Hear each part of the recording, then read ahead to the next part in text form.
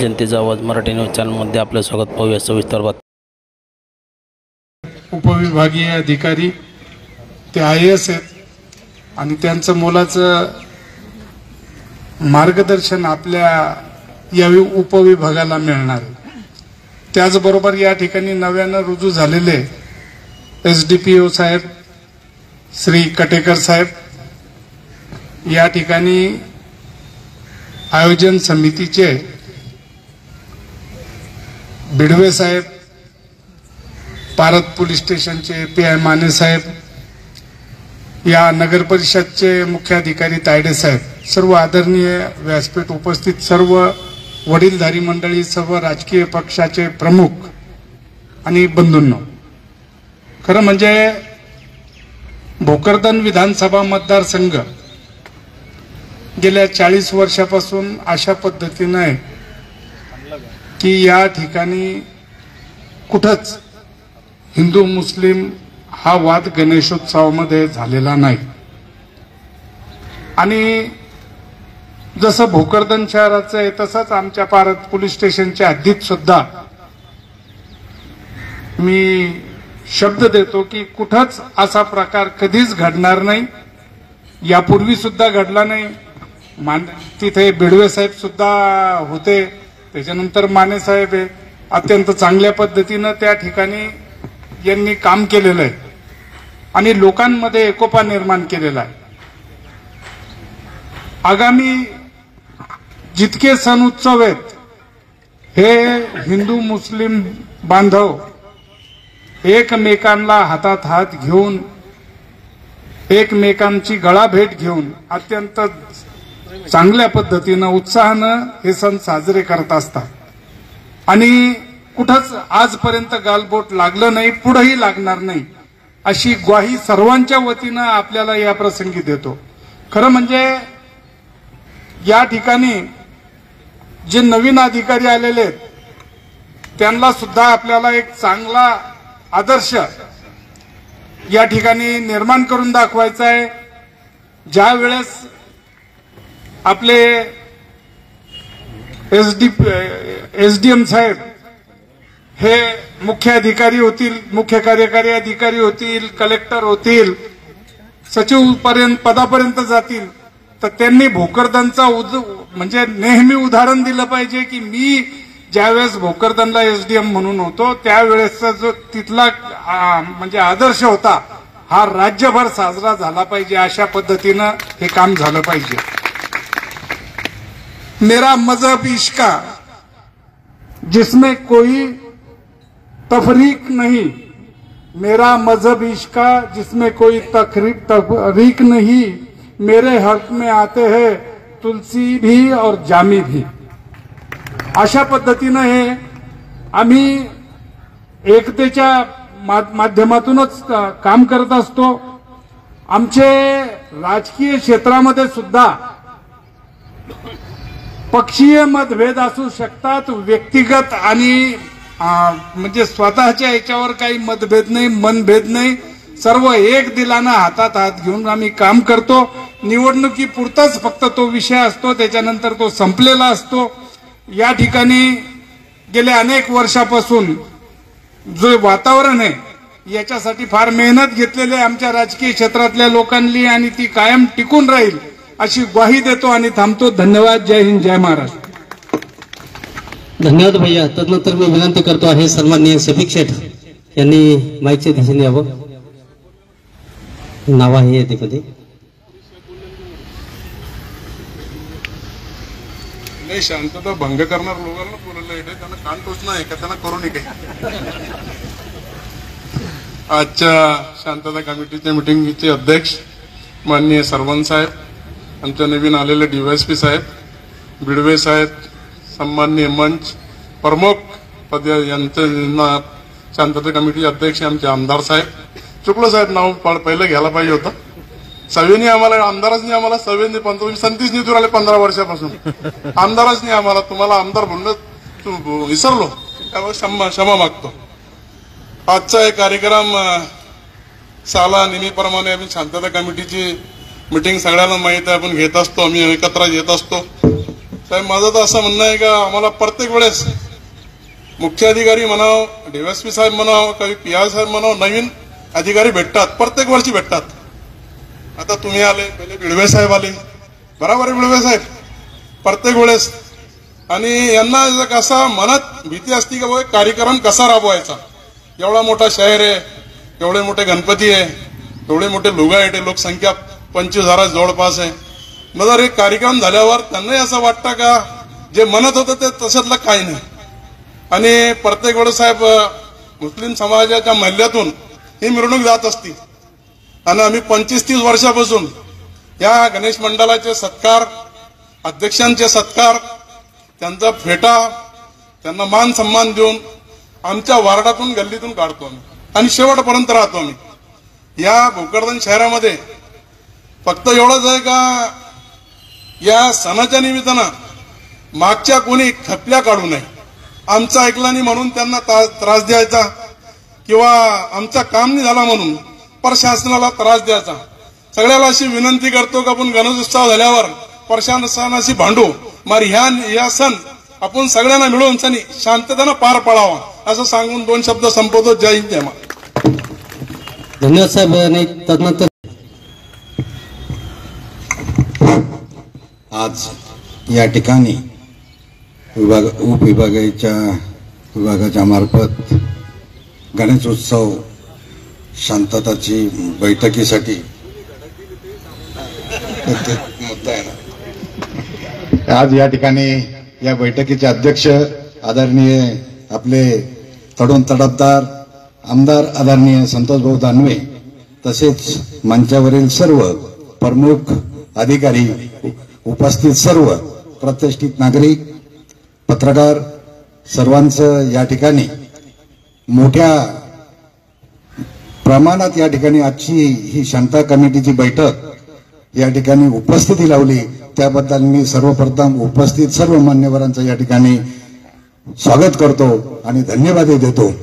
भाऊ, तुम्ही या ठिकाणी या ठाण्याचे इन्चार्ज एवढे चालक आणि हुशार आणले की एवढी गर्दी कधी शांतता कमिटीला नव्हती आणि तुम्ही राहत नव्हते. पण तुम्हीच खरंच तुम्हाला धन्यवाद द्यावा लागेल. या ठाण्याचे जे आदरणीय किरण बिडवे साहेब आहेत हे अत्यंत चलाक आणि हुशार आहेत. आणि इथं या त्यांच्या हद्दीमध्ये तरी गणेश उत्सव मीच आत्ता गवाही देतो की कुठल्याही मध्ये हे होणार नाही. त्यातल्या त्यात शफीक शेखने आम्ही घेतली त्यामुळं काही विशेष नाही. कारण संपूर्ण हिंदू मुस्लिम सर्व जबाबदारी आदरणीय शफीक शेख, आदरणीय मुजीब हाजी साहेब आणि आदरणीय कुरेशी साहेब हे लोक आम्हाला सगळ्यांना सोबत ज्या पद्धतीने हिंदू आणि मुसलमान सगळे एकमेकांचे आतापर्यंत साजरे करत आलो त्याच पद्धतीने या पुढेही असं होईल अशी मी ग्वाही देतो. आणि छोटीशी सूचना म्हणून या ठिकाणी करतो की मिरवणुकीच्या वेळेला काही विजेचे तार खाली आलेले आहेत तर ते गणपतीच्या अगोदर आपण जर त्याच्याकडे लक्ष दिलं तर बरं होईल. त्याच पद्धतीने मिरवणुकीच्या मार्गावर बऱ्याच ठिकाणी अतिक्रमणाचे काही साहित्य पडलेलं आहे, काही खड्डे, त्यामुळं मिरवणुकीला त्या ठिकाणी अडथळाही निर्माण होऊ शकतो. या सूचनासह नेहमीच मी सूचना करतो आदरणीय हर्षभाऊ यांच्यासाठी की त्यांचंच बाकीचे प्रशासन बऱ्याच वेळा ऐकू शकतात. त्या ठिकाणी शासकीय मुलींचं वसतिगृह आहे आणि त्या वसतिगृहाकडे जाण्यासाठी अनेक शेकडो मुली त्या ठिकाणी शिक्षण घेतात शिवसाहेब, आणि त्या ठिकाणी अंधारामध्ये जाण्या येण्याची व्यवस्था नाही. एखाद्या वेळेला बऱ्याच वेळेला त्या ठिकाणी टुकार मुलांची गँग आम्ही रात्रंदिवस पाहतो की त्या वेळेला तिथं मोठा जमा असतो. आणि अशा सण उत्सवाच्या काळामध्ये अशी एखाद्या वेळेला कायदा सुव्यवस्था धोक्यात येण्यासाठी असं होतं तर त्या ठिकाणी एखादा सीसीटीव्ही जर कॅमेरा जर फिट केला तर बरं होईल. कारण कोण येतं कोण जातं ही त्यामध्ये कळल. आणि त्या ठिकाणी लाईटची जर व्यवस्था केली तर त्या ठिकाणी जसं एखाद्या वेळेला रात्री बेरात्री गाडी येतीच पोलिसांची, पण नेहमी जर केलं तर निश्चितपणे आपल्या तालुक्याला कुठल्याही प्रकारचा जातीयचा आणि असा सेन्सिटिव्हिटीचा डाग लागणार नाही अशी मी या ठिकाणी तुम्हाला विनंती करतो. आणि या ठिकाणी पुन्हा एकदा एक शेवटची विनंती करतो की ज्या पद्धतीने आज उत्सवामध्ये या मीटिंगसाठी तुम्ही सर्वजण आलात तुम्हाला सर्वांना विनंती की गणेश उत्सवाच्या मिरवणुकीमध्ये आपण सर्वजणांनी हिरारीने भाग घ्यावा एवढी सर्वांना या ठिकाणी विनंती करतो आणि अधिक न बोलता पुन्हा एकदा सर्वांचे आभार व्यक्त करतो आणि मला बोलण्याची संधी दिली त्याबद्दल आयोजकाचे आभार व्यक्त करतो. 2 शब्द संपवतो. जय हिंद, जय महाराष्ट्र. धन्यवाद वानखेडे साहेब. त्यानंतर आपल्याला मार्गदर्शन करणार आहे तर सर्वप्रथम मी माननीय कटेकर साहेब DYSP भोकरदन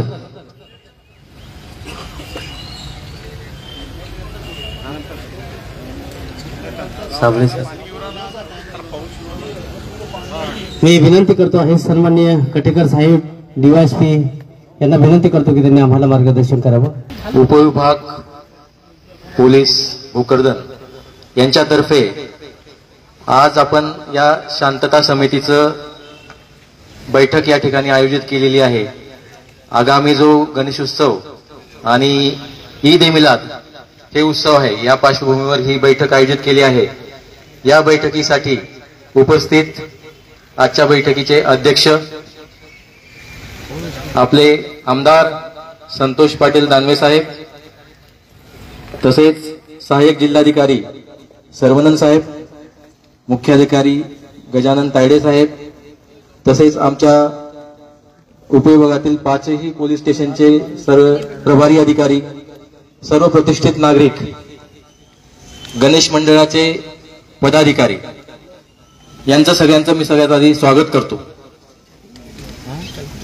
आपल्याला सगळ्यांना कल्पना आहे की गणेश उत्सव हा आपला महाराष्ट्रातला सगळ्यात महत्वाचा उत्सव आहे. सगळ्यात मोठ्या प्रमाणात आपण साजरा करतो आणि आमच्या पोलिसांचा बंदोबस्त देखील फार मोठ्या प्रमाणात लागतो. असा एक महत्वाचा उत्सव आपण या ठिकाणी आता साजरा करणार आहोत आणि याच्यात आणखीन एक आनंद केलेला आहे. त्यामुळे यावेळेस गणेश उत्सवाचं महत्व देखील अधिक आहे.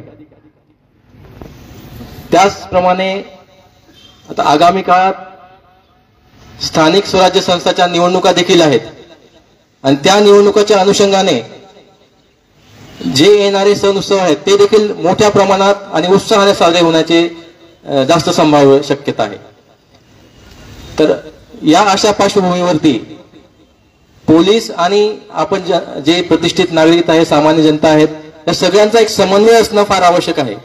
हा समन्वय जेवढ्या चांगल्या प्रकारे आपण करू त्या प्रकारे आपण जे काही आपले सण उत्सव आहेत ते अतिशय आनंदी आणि उत्साहाच्या वातावरणात आपण साजरे करणार आहोत आणि हाच आपल्या हा शांतता कमिटीच्या मीटिंगचा मुख्य उद्देश आहे. आपण या मोठ्या संख्येने या ठिकाणी उपस्थित झाला ही एक अतिशय कौतुकास्पद बाब या ठिकाणी मला नमूद करावं लागेल. याच्या आधीच्या वक्त्यांनी मला सांगितलं भोकरदनचं वैशिष्ट्य, ते खरंच ऐकून मला म्हणजे आश्चर्य वाटलं की आपण डीजे मुक्त असा गणेशोत्सव भोकरदन मध्ये साजरा केला. ज्या ठिकाणी आम्ही वेगवेगळ्या ठिकाणी बंदोबस्त केला, अनेक ठिकाणी प्रयत्न केले की डीजे पासून आपण मुक्ती करण्यासाठी आमचे पूर्ण प्रयत्न केले, परंतु लोकांचा जो सहभाग आहे त्याच्यामध्ये पाठिंबा आहे तो आम्हाला पुरेसा त्या ठिकाणी मिळाला नाही. परंतु या ठिकाणी ही बाब अतिशय चांगली अशी निदर्शनास आलेली आहे. तर या ठिकाणी बरेच गणेश मंडळाचे प्रतिनिधी आणि अध्यक्ष या ठिकाणी उपस्थित असतील. तर त्यासाठी मला एक महत्वाच्या काही ज्या आमच्या प्रशासनाच्या ज्या सूचना आहेत त्या मी आवर्जून या ठिकाणी सांगेल. सगळ्यात महत्वाचं म्हणजे गणेश मंडळ आहे जे आहे आपलं त्याची नोंदणी करणं आवश्यक आहे. ज्या आपल्याला जर गणेश उत्सव कोणताही उत्सव आपण ज्यावेळेस साजरा करणार आहोत तर तो चांगल्या प्रकारे साजरा करण्यासाठी आपल्याला कायदेशीर प्रमाणे जे कायदेशीर नियम आहे त्याचं पालन करणं फार आवश्यक आहे. आणि त्यासाठी सगळ्यात महत्वाची पहिली कंडिशन अशी असणार आहे की आपण सगळ्यांना एक विनंती असेल माझी की आपण धर्मदाय आयुक्त आहे त्यांच्याकडे आपल्या गणेश मंडळाची नेमणूक करून घ्यावी, नोंदणी करून घ्यावी, जेणेकरून जी आपण वर्गणी गोळा करतो ती लिगल पद्धतीने गोळा करतो असा त्याचा अर्थ होईल. त्याचप्रमाणे गणेश मंडळ स्थापन करणं, पंडाल स्थापन करणं, मिरवणूक काढणं यासाठी, तसंच ध्वनिक्षेपक लाऊडस्पीकरचा वापर करणं याच्यासाठी आपल्याला पोलीस विभागाची परमिशन लागते.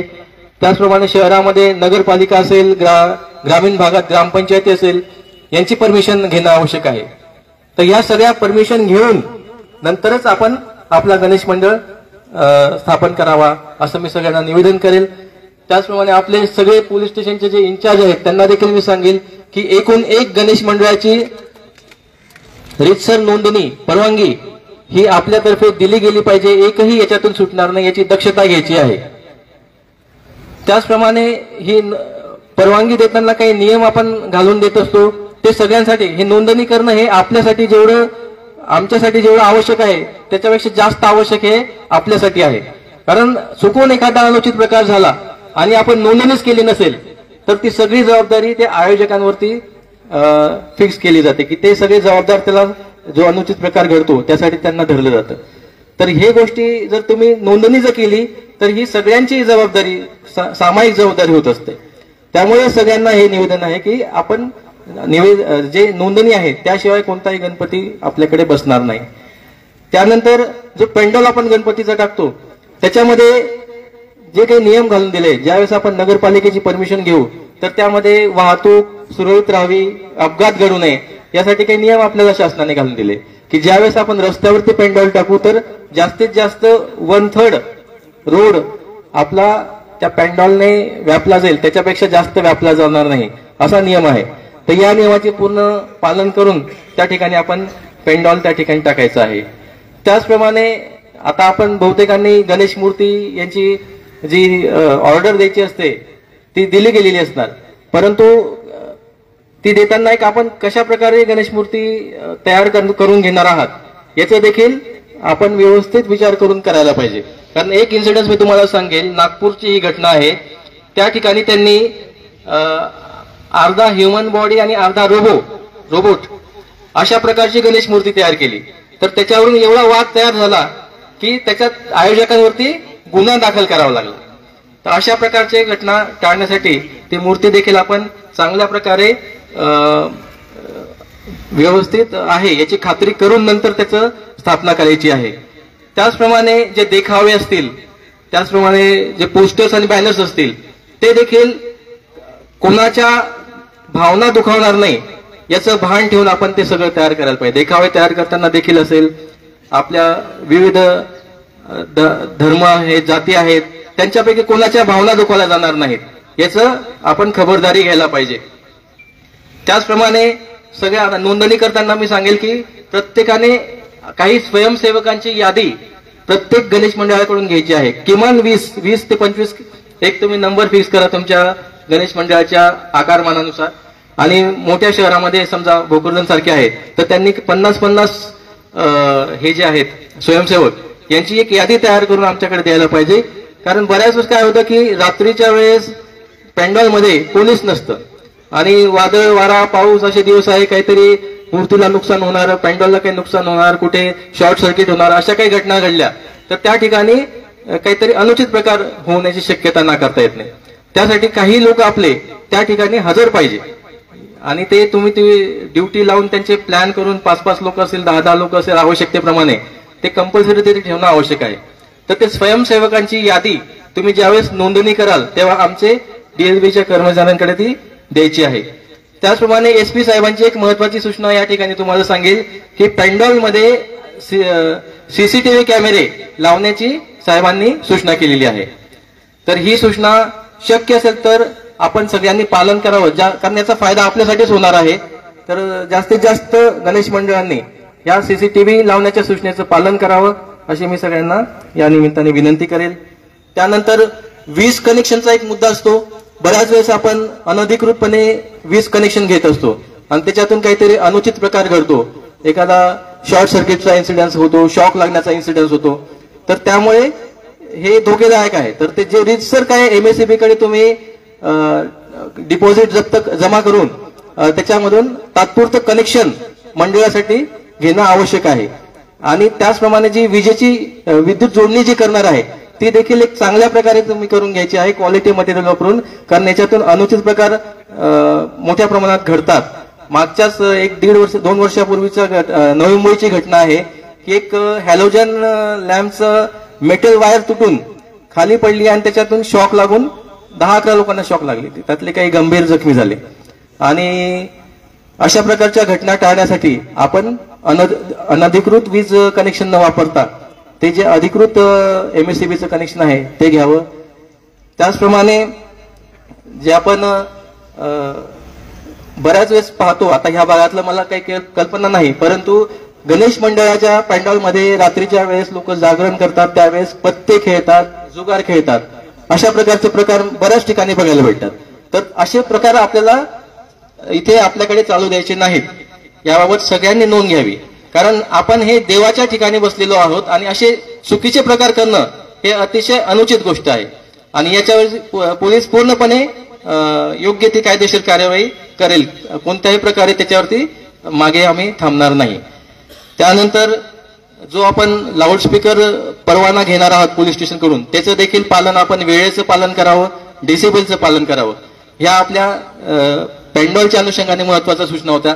आता काही मिरवणुकीच्या अनुषंगाने सूचना असतील, त्या म्हणजे ज्या आपल्या मिरवणुकीचा मार्ग ठरवून दिलेला आहे, जो पारंपरिक मार्ग आहे, त्या मार्गावरूनच मिरवणूक आपल्या सगळ्यांना परवानगी दिली जाईल. कोणीही नवीन मार्गाने मिरवणूक काढण्याची परवानगी देणार नाही. त्याचप्रमाणे जे सगळ्यांचा एक आता आपण हे केलं की भोकरदन शहरात डीजे वापरला जात नाही, परंतु काही ग्रामीण भागात वापरला जात असेल तर ते देखील आता आपण यावेळी स्ट्रिक्ट फॉलो करणार आहोत. मी सगळ्यांना विनंती करेल की भोकरदन मॉडेल म्हणून आपलं आता प्रसिद्ध व्हायला पाहिजे, की भोकरदन मॉडेल आहे ते पूर्ण महाराष्ट्रामध्ये फॉलो करण्यासारखं एक चांगलं स्तुत्य मॉडेल आहे. मला हे ज्यावेळेस मी हजर झालो त्यावेळेस SP साहेब आणि ADC साहेबांची भेट घेतली, त्यावेळेस साहेबांनी हा मुद्दा उल्लेखून म्हणजे आवर्जून मला उल्लेख केला की भोकरदन मध्ये हे गणेश उत्सवाचं अतिशय चांगलं वातावरण आहे आणि हा डीजे मुक्त एकमेव आपल्याकडचा असा गणेश उत्सव साजरा केला जातो. तर हे भोकरदन मॉडेल म्हणून आता याला प्रसिद्धी करून आपल्या भोकरदनचं अनुकरण करून आपल्या उपविभागात सगळ्या पोलीस स्टेशनने ऍटलिस्ट किमान यांनी तरी आता हा पॅटर्न फॉलो करायचा आहे. कोणीही चुकून डीजे लावणार नाही.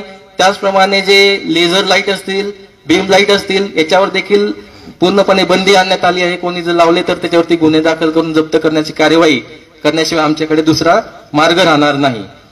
त्याचप्रमाणे ज्यावेळेस मिरवणूक आपल्या इतर धर्मीय काही धार्मिक स्थळे असतील त्यांच्या जवळून जाईल त्यावेळेस आपण विशेष काळजी घेणं फार आवश्यक आहे.